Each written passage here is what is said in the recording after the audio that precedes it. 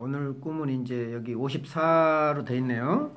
그래서 이제 이거를 내가 이제 또 녹음이라든가 이렇게 할 때 필요해서 한 번씩 읽어요. 그래서 여러분들도 다시 한번 회고한다는 의미에서 간단히 한번 읽어보죠. 나의 마차에 우리 같은 것이 있다. 케이지 같은 것이 있다. 어쩌면은 아까 말한 대로 어쩌면은 그 마차에 있는 건데 동물을 옮기기 위한 마차는 아닌 것 같아요. 네. 마차에 우리가 있는 거예요. 네. 그래서 이제 이 마차가 나중에 얘기하겠지만 그 마차를 나와 동일시를 하기는 어려워요. 물론 이제 마차가 내 에너지, 그러니까 나의 에너지를 할 때는 동일시할 수도 있겠지만은 또 그 에너지가 주체 자신은 아니에요, 사실은. 주체를 움직이게 하는 동력인 거죠. 네. 그래서 이제 어쩌면은 나의 마차에 그 동물을 이제 옮기는 우리가 있죠. 그래서 아마 사자나 호랑이를 이제 가둘 우리로 느껴지는 거예요. 아직 보이지는 않지만. 그래서 이제 우리에는 여러 칸이 있는 거죠. 그게 이제 어떤 우리가 꿈에 잘 나오는 그 어느 집에 갔는데 방이 여러 개더라. 이제 이런 거하고 이제 비슷하죠. 그 저 화가들 보면은 이제 그 뭐예요, 그 달리인가? 그래서 그 쭉 방들 계속 그 이제 그 상자 같은 방이 쭉 있는 그런 그림을 본 적이 있어요. 어쩐 이제 그게 이제 어쩌면은 우리 의식의 어떤 여러 인격들, 이제 이런 것일 수도 있고요. 또 무의식의 인격들, 여러 인격들을 의미할 수도 있고요. 그래서 이제 그 칸들 중 하나에 병아리가 4마리가 들어있어요. 이제 그 작은 병아리를 4칸에 다 나눠 놓을 수는 없겠죠. 마치 보면 이제 그 큰 우리 하나에 4마리 넣어도 뭐 너무 큰 거죠. 병아리들은 늘 달아나려고 하고 있어요. 마치 어린아이들이 그 늘 부모 곁을 떠나서 그 딴 데로 이제 나가는 것하고 어쩌면 비슷해요. 그래서 나는 그 병아리들을 지켜야 합니다. 정말 열심히 지켰는데도 병아리들이 뒷바퀴 쪽으로 계속 달아나고 있죠. 마치 그 병아리가 어린 아이 같아요. 부모 품을 떠나려고 하는 그리고 부모는 못 가게 계속 이제 막고 있는 듯한 이제 그런 느낌도 들어요. 그래서 뒷바퀴 쪽으로 이제 달아나고 있죠. 여기서 뒷바퀴는 그러니까 약간 멀리 또 후견 뒤에 이제 좀 이제 어두운 곳 이런 개념이에요. 그래서 나는 얼른 병아리들을 손으로 잡아서 우리의 다른 칸에 집어넣죠. 가장 안전할 것 같은 칸에 이제 또 넣습니다. 거기엔 창이 하나 있지만 방충망으로 막혀 있어요. 이제 그러니까 다른 방으로 옮긴 거죠. 이제 방충망의 아랫부분이 단단히 조여져 있지 않아요. 그래서 나는 병아리들이 달아나지 못하도록 돌을 주어 방충망 아래를 눌러야겠다고 생각한다. 뭐 돌이 특별한 여기에서 무슨 의미가 있을까? 무슨 뭐 영원한 거라든가 변하지 않는 이런 신성성을 갖는 그런 돌이라기보다는 그냥 무거운 거 이제 그런 단순한 의미 같아요. 여기서는 특별하게 무슨 뭐 너무 과중한 의미를 부여하면 안 될 것 같아요. 그래서 이제 그 돌로 이제 눌러야 됐다고 생각을 하잖아요. 그런 다음에 나는 병아리들을 깊은 대야, 이 깊은 대야가 사실은 병아리를 감옥에 넣는 거죠. 어찌 보면 이제 작은 대야가 아니고 깊은 대야는 뭐 캄캄하고 뛰어도 못 나오는 그런 대야인 거예요. 사실은 깊은 대야에 넣습니다. 높이가 그만하면 이제 병아리들이 달아나지 못할 것 같아요. 마치 성벽이 높은 죄수들이 감옥이 연상이 돼요. 가지고 담을 높이 해가지고 못 도망가게 하는 듯한 그런 거예요. 그래서 병아리들은 대야의 바닥에 가만히 앉아 있어요. 이제 가다 놓으니까 이제 그런데 한 마리가 움직이지 않은 것 같죠. 그래서 나는 병아리를 너무 꼭 쥐어서 그런가 보다 하고 이제 생각을 하는데 병아리가 죽으면 먹지 못하겠구나. 다시 말하면 병아리를 먹는 것으로만 생각하는 거죠. 그러니까 병아리에 어찌 보면은 생명력, 어찌 보면은 병아리가 얼마나 아플까 내가 꽉 쥐어서 이게 아니라 내가 꽉 쥐어서 뭐 아프겠네, 불쌍하네 이래야 될 텐데 이거 못 먹겠네 그런 거죠. 그러니까 이 사고 구조가 그렇게 돌아가는 거예요. 바로 이 패턴이에요. 하는 생각이 든다. 그렇게 생각하면서 병아리를 유심히 지켜보고 있는데 병아리가 이제 움직여요. 다행인 거죠. 그때 닭을 튀기는 냄새가 살았다. 먹겠네. 이제 그런 거예요, 이게. 이 닭튀김 냄새가. 이제 못 먹을 줄 알았는데 먹겠네. 쓸모없는 줄 알았더니 쓸모가 있네. 그리고 내가 뭔가를 잘못해가지고 손해볼 줄 알았는데 손해보지 않았고 다행이네. 이런 뜻이에요.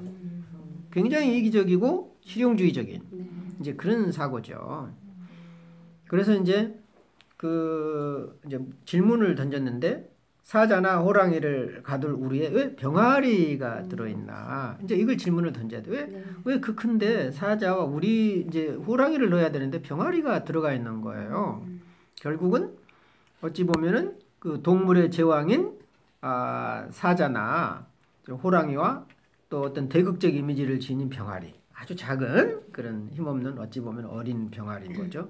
강함과 연약함, 그리고 원시적인 충동성과 어쩌면은 내가 통제 가능한 어떤 자아에 친근한 인격들, 또 방법들, 또 삶의 방식들, 이런 것들일 겁니다. 이제 병아리는 왜 내 말인가? 어쩌면 이제 아까 그 정신의 4개 구조 중에 아픈 게 이제 감정이다 이렇게 볼 수도 있잖아요.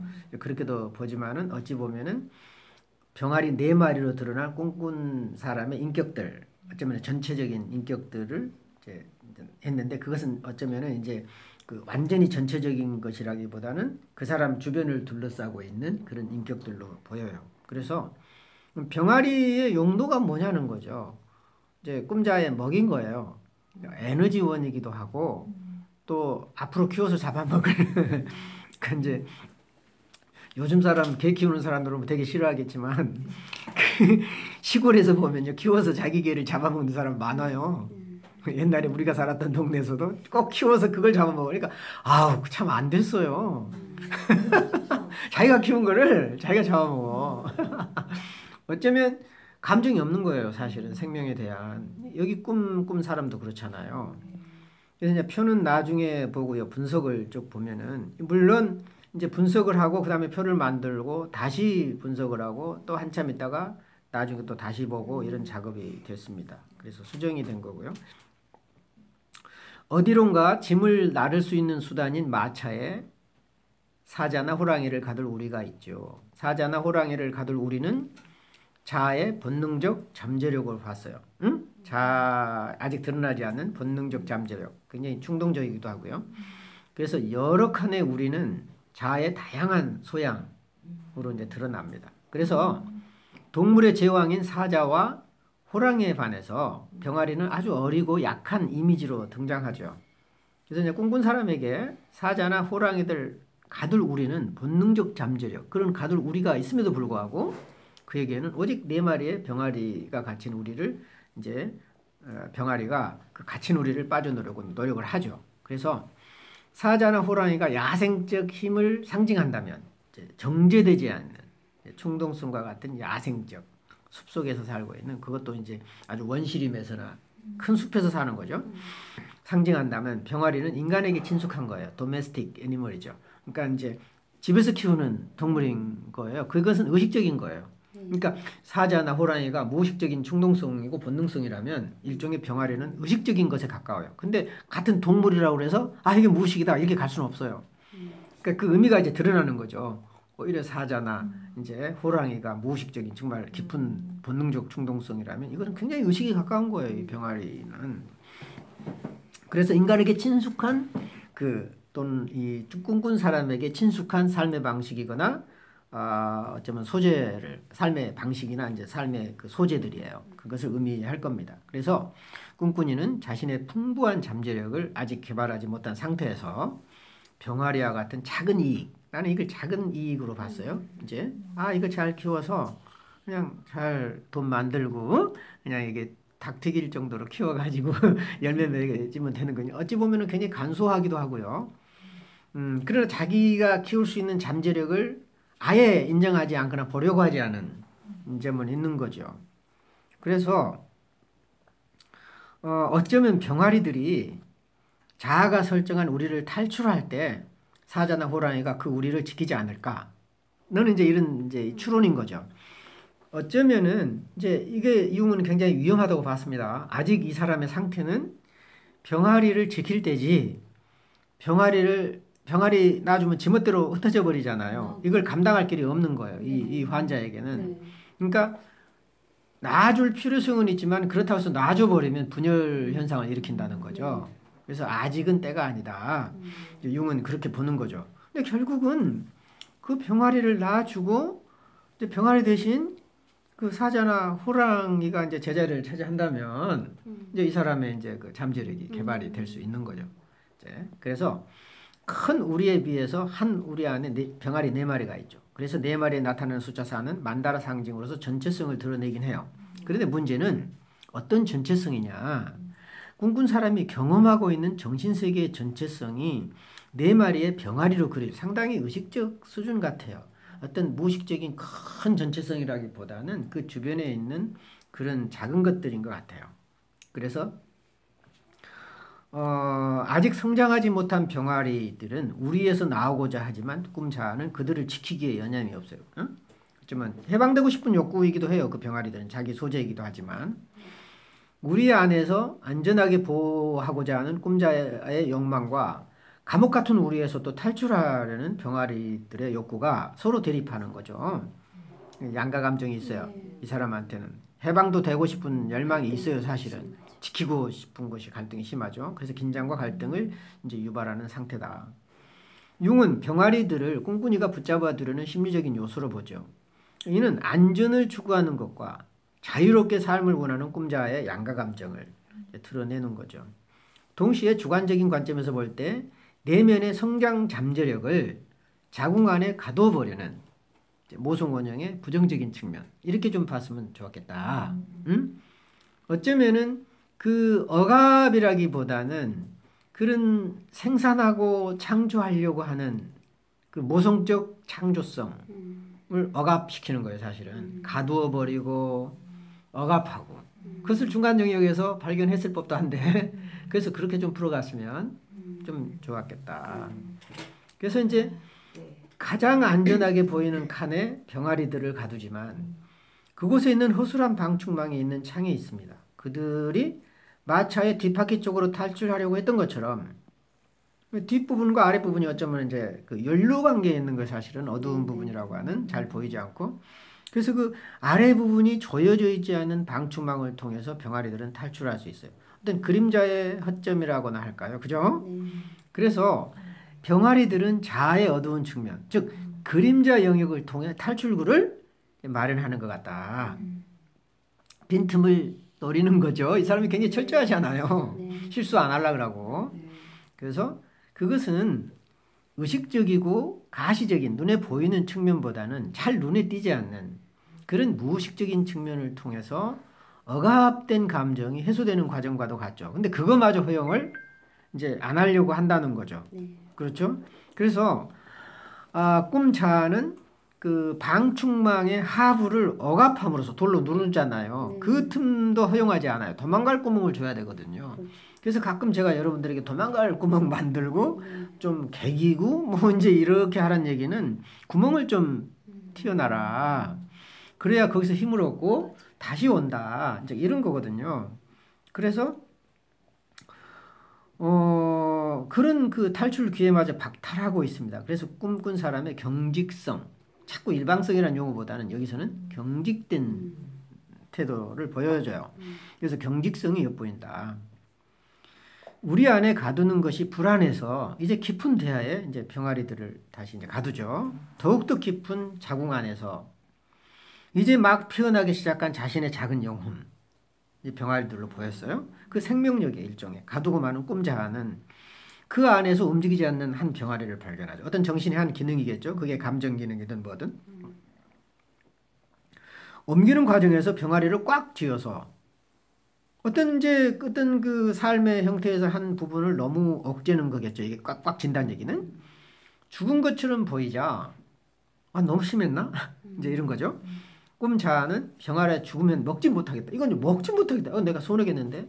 예를 들면 와이프하고 이제 관계가 좀 썩 좋은 게 아니잖아요. 그러면 와이프를 너무 했는데 그럼 내가 와이프 마음이 얼마나 아플까 그래야 되는데 그러면 나만 손해지. 이제 이럴 수도 있는 거예요. 그런 분들도 많이 있어요. 관계에 있어서 늘 이익이냐 손해를 따져 그냥. 상대방의 마음이 얼마나 아플까가 아니야. 그래서 꿈자는 병아리가 죽으면 먹지 못하겠다라는 생각을 하는 거예요. 모든 것을 사물 취급을 해버리는 거예요. 인격적인 대화가 이루어지지 않아요. 병아리하고도 인격적인 교감이 없는 거죠. 여기서 병아리는 꿈자의 먹잇감으로만 등장을 해요. 하나의 생명으로 보여줘야 되는데, 그러니까 병아리의 죽음을 정서적 측면보다는 사고적인, 감각적인 이제 이런 측면에서만 바라봐요. 꿈은 자신의 내면에서 해방되려는 욕구를 정서적인 측면보다는 사고적인 혹은 경제적인, 아까 그 닭튀김이 경제적인 거거든요, 사실은. 네, 네. 또 감각적인 차원에서 해석하고 처리하는 꿈꾼 사람의 실용적 타성을 보여주죠. 그러니까 이것이 나쁘다고 하면 그 사람은 굉장히 서운하게 생각해요. 난 노력했고 엄청 고생했고 이래야 우리 자식이 그래서 살았고 계속 그런 얘기를 하죠.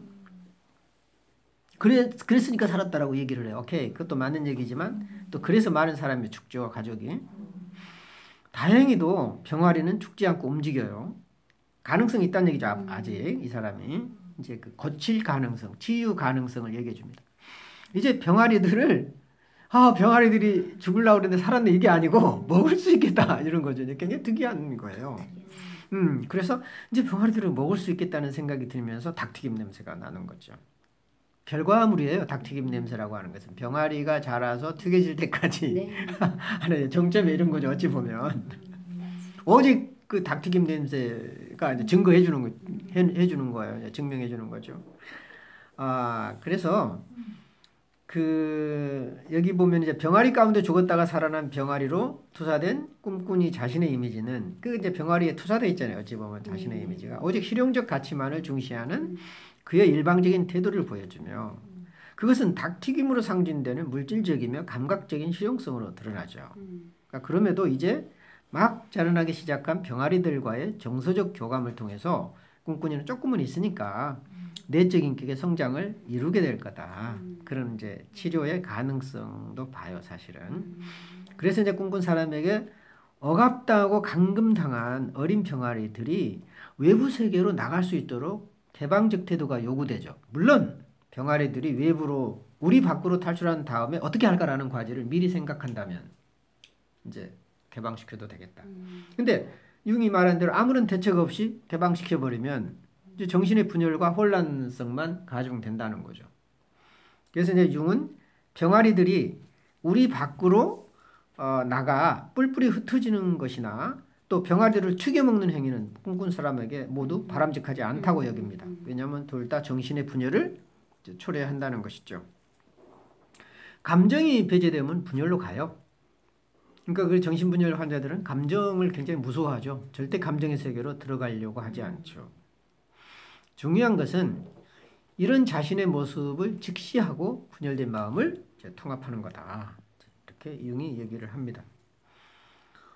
거기 이제 사망에서 보면은요, 내가 또 이거를 안 고쳐가지고 주체를 뭐라고 그랬어요?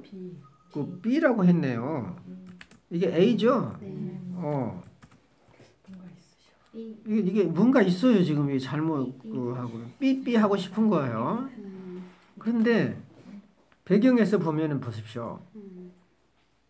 나라고 그랬잖아요. 주체는.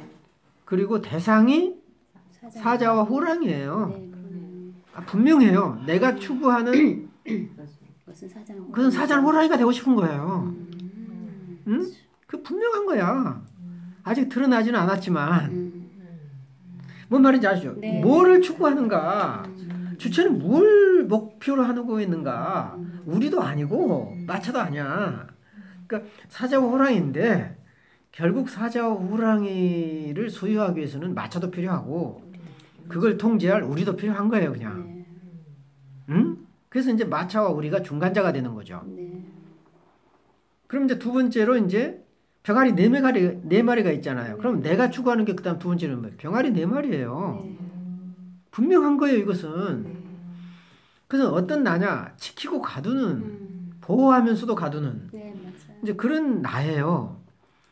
그러면 이제 그러면 이제 대상이 뭐냐? 지키고 가두니까 탈출하고 싶은 욕망이 있는 거예요. 그렇죠. 이것이 또 이제 심리적인 대상이 되는 거죠. 응? 지키고 가둔 사람은 탈출하고 싶은 게 네. 이제 목표인 거예요. 그래서 이제 대상이 심리적인 대상이에요. 중간에 뭐냐? 우리가 있어요. 응? 이 우리는 내가 만든 우리면서도 또 병아리 것이기도 해요. 이게 그래서 중간 영역이고, 그럼 이 우리라는 게 뭐냐? 이 꿈자 혹은 꿈꾼 사람의 신념이고 이렇게 살아야 된다라고 하는, 세상은 이런 거야. 이렇게 살아야 돼. 화랑방탕하지 마. 이제 그 얘기인 거죠. 지금. 그리고 네 한계를 알아. 굉장히 검소한 거죠. 네 한계, 네 꼬라지를 알아. 이제 이런 거예요. 신념. 그리고 한계. 그리고 보호망. 안전장치를 만드는 게 우리다. 근데 이제 그 우리 안에서 지키는 마음과 탈출하고자 하는 주체와 대상의 이중적인 마음이 있다. 그런데 이제 이것이 이제 도망가려고 그러니까 또 이제 방에다 가뒀는데 또 내가 되고 병아리들이 되겠죠. 그죠? 네. 그래서 이제 중간에 나온 게 창이, 이제 하나의 방이죠, 사실은. 하나의 방 속에 창이 있고 방충망이 있어요. 창이 뭐냐? 이것도 이중성이에요. 네. 기회이기도 하고 소통이에요. 그러니까 밖으로 나갈 수 있는 기회가 이미 있어요, 지금. 창이 있다는 얘기는 외부하고 소통할 수 있는 가능성, 또 기회, 다른 세계를 볼 수 있는 기회, 소통, 동시에 보호 역할을 해요, 또 창이. 그리고 창문 열면 또 탈출할 수 있는 기회도 있는 거고요. 그래서 소통하고 싶은 욕망과 또 자기 자신을 지키고자 하는 욕망, 탈출하고 싶은 욕망과 또 안에서 조용히 있는 그런 욕망이 같이 있다. 그 다음에 이제 병아리를 이제 대야 속에, 깊은 대야 속에 넣잖아요. 감금하고 감금인 동시에 보호, 감옥과도 같아요, 사실은. 감옥의 상징이에요, 여기 대야는. 모성적 자궁인데 상당히 여기서는 부정적인, 왜냐하면은 보호하는 역할이 과도해요. 그래서 부정적인 거예요. 그러니까 적절한 보호는 상당히 좋은 건데 여기서는 과도한 보호인 거예요. 그래서 굉장히 부정적인 모성 원형이 활성화되고 있다. 병아리 한 마리가 있는데 움직이지가 않잖아요. 너무 꽉 쥐었지 않았나? 이걸 여러분들이 잘 못 본 것 같아요. 그러면 병아리 한 마리랑 나랑 상대하는 방식이 뭐냐? 제압하고 억압하는 방식이에요. 그것이 아내하고도 그렇고 다른 사람하고도 그대로 나타나요. 자기 자신을 다룰 때도 그렇고 늘 제압하고 억압하고 자기 주관대로 이렇게 그 강요하고 이제 이런 거죠. 이것이 이제 중간 영역이 충분히 되잖아요. 수단도 되고. 어떻게 내가 상대방하고 관계를 맺는 관계 방식이거든요. 이 중간자가. 이제 맨 마지막 이제 결론에서도 반전에 이제 그 마지막 부분이지만 병아리 한 마리가 또 움직이잖아요. 그러니까 내가 주체가 되고 대상이 병아리예요. 근데 여기서는 닭튀김 냄새. 살았구나. 먹을 수 있게. 튀긴 닭이에요, 어찌 보면. 그리고 이제 요리는 여기서는 완성품으로서의 요리인 거예요. 우리가 말하는 그런 창조성이라든가 에너지원으로 요리보다는 노력한 결과에 어찌 보면은 그 완성품으로서의 이제 그 요리다. 그리고 음식이다. 그래서 아, 내가 실패하지 않았구나. 이거 다행이네. 이제 이런 거죠. 그러니까 어찌 보면 그 다행이다라는 생각보다는 거기서 뭔가를 느껴야 되는 건데 이 사람은 다행이라고 생각했어요. 꿈에서 비록 그랬지만 아직 멀은 거예요. 이 사람이 성장하기에는 아직 멀었어요. 정서적인 세계에 들어오지도 못하고 아 정말 이거 깜빡했으면 내가 이 병아리 죽일 뻔했네 이렇게 갔어야 되는데 사니까 네가 살아서 다행이다 미안해 그게 아니고 닭 튀겨 먹어도 되겠네 이렇게 가니까 그 본인의 그 생활 패턴과 사고 방식 절대 안 변해요. 이런 사람들 아니 그 분석을 몇 년 받아야 될까요? 몇십 년 받아도 안 될 것 같은데. 그러니까 이제 분석 작업에도 안 올 수도 있고요. 근데 이제 문제는 이런 사람이 갑자기 바뀔 수도 있어요. 그것은 뭐 아주 심하게 아파서 죽을 뻔하거나 아니면 이제 그 아내나 자식이나 주변에 큰 그 관계 단절이 있거나 그래서 도저히 그 이전의 방식으로 안 될 때. 그러니까 이 사람은 이전의 방식이 통하면 절대 안 변해요. 이전의 방식이 100% 안 통해야 변해요. 무서워요. 이전의 방식이 안 통해야 되거든요. 그것은 절망이고 죽음이거든요. 이전의 방식이 안 통한다는 얘기는. 여러분 사람들하고 상대할 때 선물이면 되고 뇌물이면 되고 가서 알랑거리면 되고 죽으면 되고 너희처럼 해주면 다 된지 알았는데 어떤 사람한테 안 돼. 어떤 사람한테는 안 되죠. 그게. 네, 안 되죠. 그 안 될 때 어떤 반응이 나옵니까? 좌절이 아니에요. 분노예요. 맞아요. 아주 막 극악한 분노가 나서 나중에는 막 죽여버리려고 그래요. 맞아요. 내가 너한테 이렇게까지 했는데 비굴하게 복종하고 그동안 섬기고 너한테 잘해주고 돈 갖다 주고 누가 그렇게 해달라고 그랬나? 근데 본인이 다 그렇게 해줘 놓고 나중에 이제 안 될 때는 막 그 증오가 하늘을 찌르죠. 어떻게 그 자기 틀 안에 갇혀 살면서 그것이 통하지 않는 사람을 만나야 돼요. 그것은 곧 죽음이고 재생이죠. 그 종합의 얘기를 보면은요. 그 A는 전부 꿈자잖아요. 그죠? 네, 네. 꿈자는 강한 잠재력을 억압하는 꿈자예요. 혹은 꿈꾼 사람. 그리고 그 자기가 키우려고 하는 또 자기가 애지중지하는 어쩌면 그 병아리 작지만 소중한 것이죠.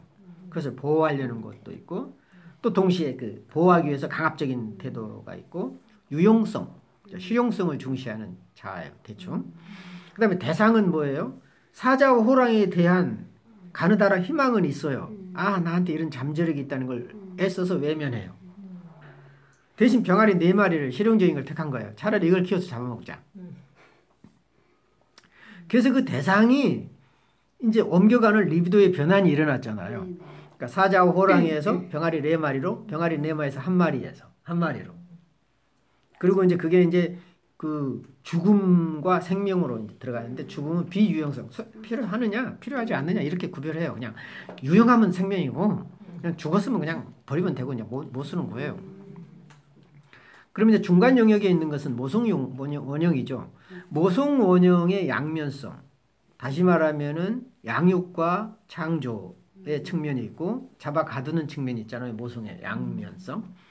그럼 이 양면성 중에 창조성과 양육성은 아직 발현되지 않거나 죽어 있고 오직 잡아 가두는 이제 억압하고 가두는 이런 모성성이 그러니까 모성성의 일방적 한쪽 측면 부정적인 측면만 발현이 되고 있어요. 그래서 감근과 억압 이제 잡아 가두고 억압하는 쪽이 중간 영역을 차지하고 있다. 이것은 어쩌면은 그 모든 사람 또 일을 대하거나 모든 것을 할 때 이런 그 이제 수단이라든가 그 관계 방식이 적용될 거다 이 사람한테는. 이제 이게 이 사람이 이제 깨우치고 변화되려면 성실하다고만 되는 게 아니구나. 어쩌면은 사람과 사람과의 관계, 감정을 읽어내고 또 내 생각이 다 맞는 건 아니구나. 응? 또 내 생각이 다 통하는 건 아니구나. 이제 이런 거를 만나야 되는데 이제 이런 성실한 분은 사회 나가서 환영받기 때문에 일도 열심히 하고 맞아요. 절대 안 변해요. 안 변해요. 그리고 뭐 가족들한테도 안 변해요. 왜냐하면 가족들은 또 이분이 성실해서 열심히 먹여 살리고 그동안 지켜줬기 때문에 감히 뭐 말을 못해요. 그럼 이제 언제 이 사람이 바뀔까? 결국 이 사람이 만나야 할 중요한 대상, 사업체 사장이라든가 결정적인 영향을 미친 사람인데 자기 방식이 안 통한단 말이죠. 그런 사람을 만나야 돼요.